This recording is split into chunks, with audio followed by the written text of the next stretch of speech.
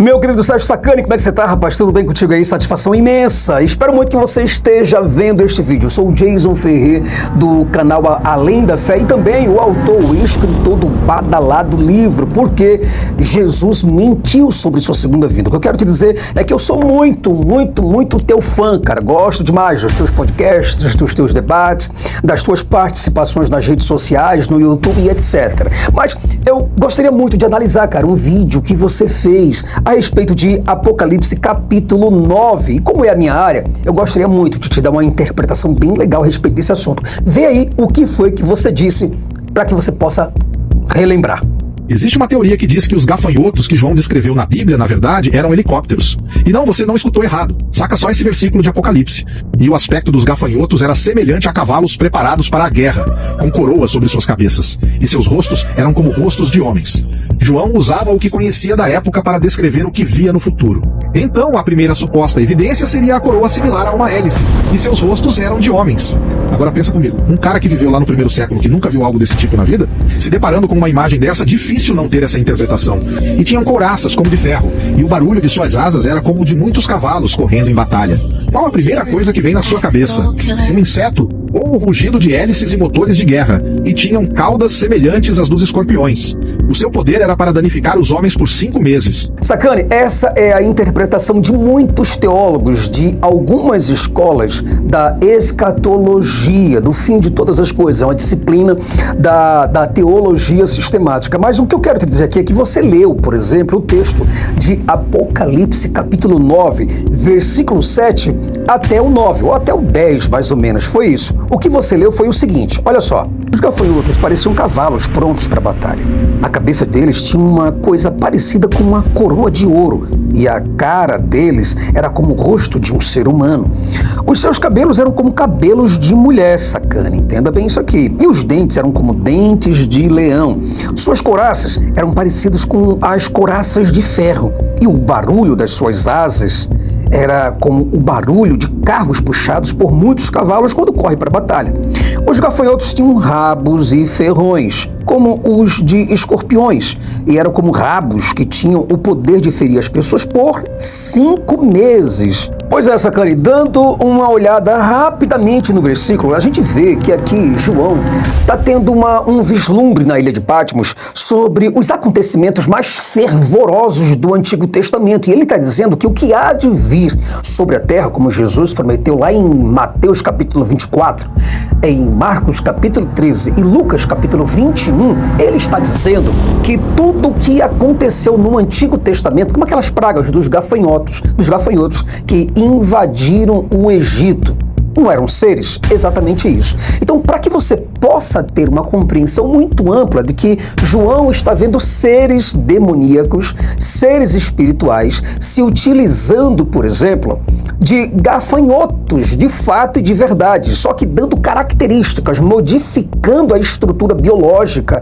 e fisiológica desses bichos e transformando-os em tanques de guerra para atrapalhar os seres humanos e até mesmo levá-los a dores horríveis. Mas João aqui, Sacane, ele está falando aqui apenas sobre os demônios, não sobre helicópteros, aviões, granadas, jatos, guerras bélicas, drones, nada dessas coisas, porque João não tinha uma visão futurista. Ele tinha uma visão da sua época, das coisas que estavam prestes para acontecer naquela época, Sacane, na sua geração, para as 7 igrejas. Jesus, inclusive, falou para os discípulos, diretamente para eles, que o que iria acontecer sobre a face da terra seria algo que nunca e jamais aconteceu desde quando Deus criou a terra e a humanidade, a vida, e nunca e jamais aconteceria. Mas o detalhe grande é quando aconteceria isso. Seria exatamente no tempo de vida dos seus apóstolos, isso quer dizer dos 12, isso quer dizer diante daqueles olhares, daqueles espectadores, diante dos seus ouvintes, diante dos discípulos. Tanto é que Jesus falou para que eles fugissem de tudo isso. Mas para que eu possa ser um pouquinho mais preciso nesta minha interpretação, eu quero te mostrar o texto seguinte, porque você só leu até o versículo 10. Você leu Apocalipse capítulo 9, do 7 até o 9. Mas você, aliás, até o 10, mas você não leu o 11. Dá uma olhadinha no 11 e também no início do texto que está dizendo. Se você continuar o texto, você vai ver aqui, sacane, no versículo 11, aí você vai tirar completamente a ideia de que aquilo lá não era helicóptero, e ele não estava vendo na sua visão helicópteros, nada disso passou pela sua cabeça. Diz assim o texto, ó, eles tinham um rei que os governava. Quer dizer, você sabe que helicópteros não têm reis que o governe, ok? Que era o anjo. Você percebe que aqui a linguagem espiritual, ele está vendo demônios, sacane, que toma conta do abismo. Mas eu pergunto, algum helicóptero toma conta do abismo? Outra coisa, o seu nome em hebraico é Abaddon e em grego é Apolião. Isso quer dizer o destruidor. Pois é, Sejão, como eu estou mostrando para você aqui, cara, o próprio texto está dizendo que a linguagem é espiritual. Ela não tem nada a ver com guerras, não tem nada a ver com nações posteriores, não tem nada a ver com Rússia, Estados Unidos, com grandes potências, grandes nações, com o Oriente Médio, com nada dessas coisas. Mas, além disso, ainda vou te mostrar o próprio texto, o que está dizendo de forma bem natural. Olha o que o texto diz aí, ó. Depois o quinto anjo, tudo batalha espiritual, tocou sua trombeta e eu vi uma estrela que tinha caído do céu.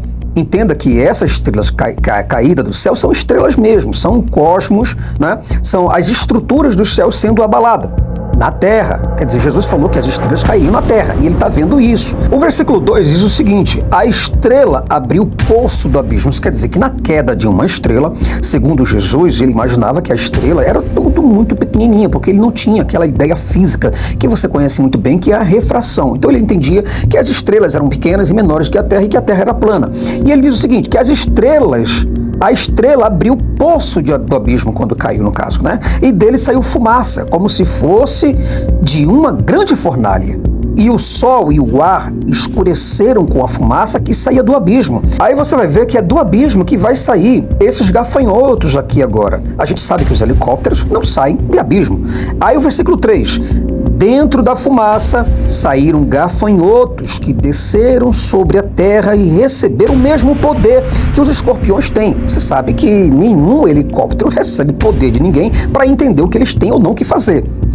Versículo 4. Foi dito aos gafanhotos que não fizessem estragos nas ervas. Ora, se gafanhoto é, de fato, helicópteros, aviões, seja lá o que for, aeronaves, você sabe que eles não têm vontade própria, né? Que não fizessem estragos nas ervas, nem nas árvores, nem em qualquer outra planta. Somente podia ferir as pessoas que não tivessem a marca do sinete de Deus na testa. Então, peraí, como é que um helicóptero, sacane, pensa comigo aí, meu amigo, como é que um helicóptero vai discernir quem tem ou não tem um tipo de marca do sinete de Deus na testa? Como é que o helicóptero conseguiria ver isso? Então, estamos falando, na verdade, de demônios utilizando-se de gafanhotos. Os gafanhotos não tinham permissão para matar essas pessoas. Então, quer dizer, os helicópteros, quando vão atirar nas pessoas, eles não conseguem selecionar exatamente quem pode morrer e quem não pode morrer num grupo fechado de pessoas. Eles podiam apenas torturá-las durante 5 meses. Eu pergunto, qual é o helicóptero que tortura uma pessoa por 5 meses, sacane? Então você vê que o texto, ele não pode ser espiritualizado nesse sentido de futurizar o texto. Aí diz o seguinte, a dor que causava nessa tortura era como a dor da picada de um escorpião. Naqueles 5 meses, as pessoas procuraram a morte, mas não a encontraram. Vão querer morrer, mas a morte fugirá deles. Então, meu amigo, o texto, infelizmente, sacane, não quer dizer nada de físico, nada de poderes bélicos, nada de um futuro, como os dias de hoje, século XXI, em pleno 5G, né, no ano 2025. O texto está deixando bem claro que aqui se tratava de anjos e demônios numa batalha espiritual, onde esses anjos, na visão supersticiosa de João, ele via esses anjos se utilizando de instrumentos, de insetos, de bichos, de seres vivos para transformá-los em verdadeiros tanques de guerras contra a humanidade, tá certo? Sacane, se Se você puder e quiser, cara, esse livro aqui, Por que Jesus mentiu sobre sua segunda vinda, vai te trazer uma iluminação poderosíssima, porque nesse livro eu trago em 24 capítulos e 460 páginas que Jesus, de fato e de verdade, mentiu. E isso tudo dentro da própria Escritura, tá certo? Vai ser um prazer muito grande, Sacane, poder te explicar isso diretamente aí no seu canal. Forte abraço, fica na paz.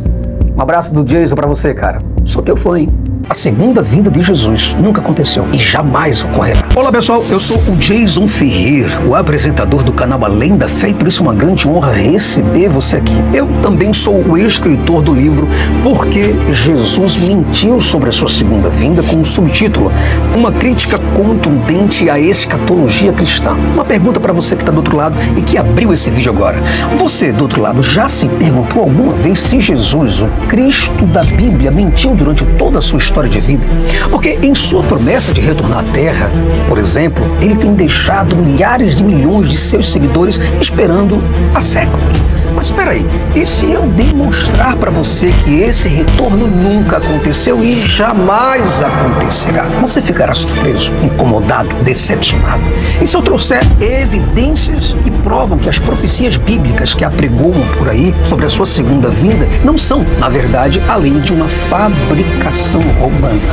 Neste livro aqui, instigante, completamente corajoso, eu desafio as interpretações mais convencionais e mergulho fundo nas passagens da Bíblia que prometem a volta triunfante de Jesus e mostram que tudo isso não passou de uma mentira. Com uma análise completamente rigorosa e questionadora, eu desvendo os mistérios por trás dessas profecias e revelo uma verdade chocante para os cristãos. A segunda vinda de Jesus nunca aconteceu e jamais ocorrerá, simplesmente porque se trata de uma farsa. Este volume de 460 páginas, no formato de 16 por 23 e com 24 capítulos, que está aqui em minhas mãos, revelará algo tão escandalizador sobre a sua segunda vinda, sobre a suposta vinda do Filho de Deus à Terra, que muitos e muitos crentes irão ficar perplexos e revoltados. Pastores honestos abandonarão a fé.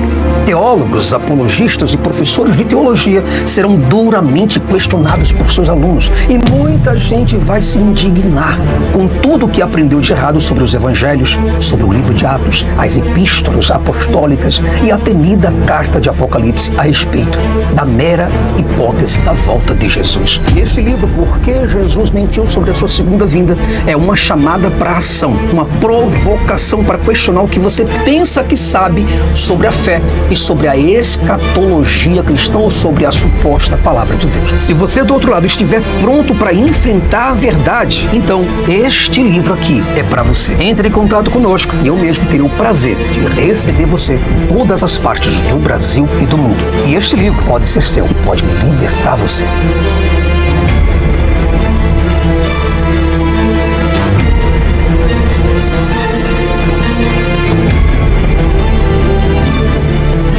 Além da Fé com Jason Ferrer.